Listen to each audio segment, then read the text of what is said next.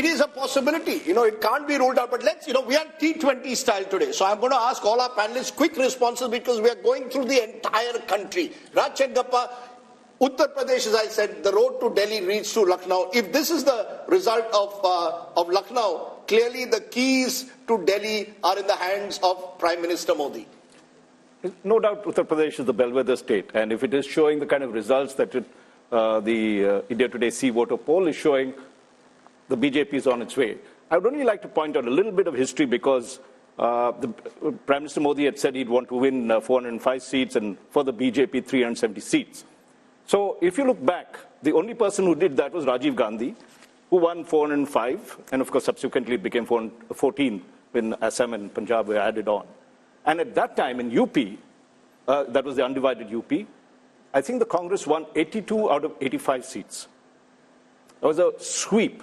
Now, if we are going by these figures, and they've touched 50%, I'm sure the other pollsters would say that the BJP would require to max in Uttar Pradesh if it has to get its target of 370 that it wants. Remember, those two elections are very different, Amitabh Tiwari, because the 84 election was held in the aftermath of the assassination of then Prime Minister Indira Gandhi. It was an election won largely on the back of sympathy. Here is Prime Minister Modi, who's been in power for 10 times. This is not a empathy, sympathy vote. This is a performance vote. If you end up 72, or if Yashwant says could be even higher, that would be the most incredible performance imaginable. Yeah, so if these numbers hold true, if you see whatever is BSP's loss of 10 seats is largely accruing into the tally of the BJP. BJP is gaining 10 seats at the expense of BSP. So if these numbers hold true, then what is clearly being shown is that it is largely a pro-incumbency vote. It is a pro-Modi vote, it's a pro-development vote, it's a pro-vote for his policies and the way he has handled the economy. But are you surprised because Rahul Verma, Uttar Pradesh was for a long time, for about 30 years, completely fragmented.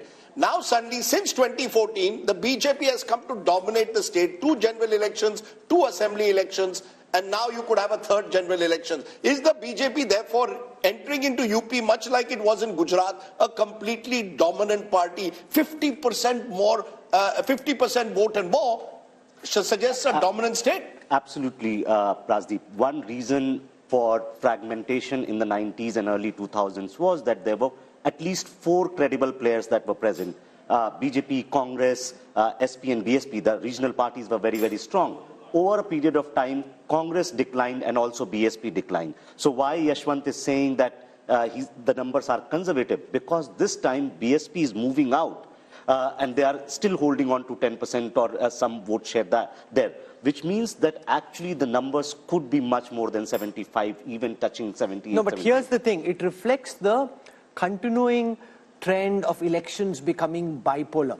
Remember, the BSP, according to Yashwant's analysis, is projected to come down from 19% vote share last time to 8% this time. That's 11% down.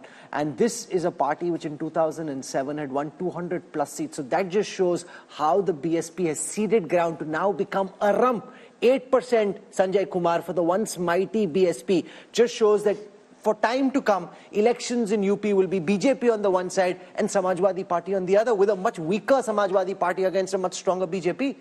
Rahul, we need to understand why elections are becoming bipolar not only in UP but in Bihar and many other states. Because I get a sense that the entire election now is being contested in the name of Prime Minister Narendra Modi. I don't see this election as a contest between Rahul Gandhi and Narendra Modi or Narendra Modi versus any other leader. It is a referendum on how do you rate the performance of Prime Minister Narendra Modi. So people are divided on 2 axes, pro-Modi, anti-Modi. And you see the elections becoming bipolar on this, not on the issues, but largely on this factor. If you are on pro-Modi side, you tend to align, your party tend to align with NDA. And if you are anti-Modi, you tend to align with the UPA. Or if you are not able to align with the UPA, then you go alone.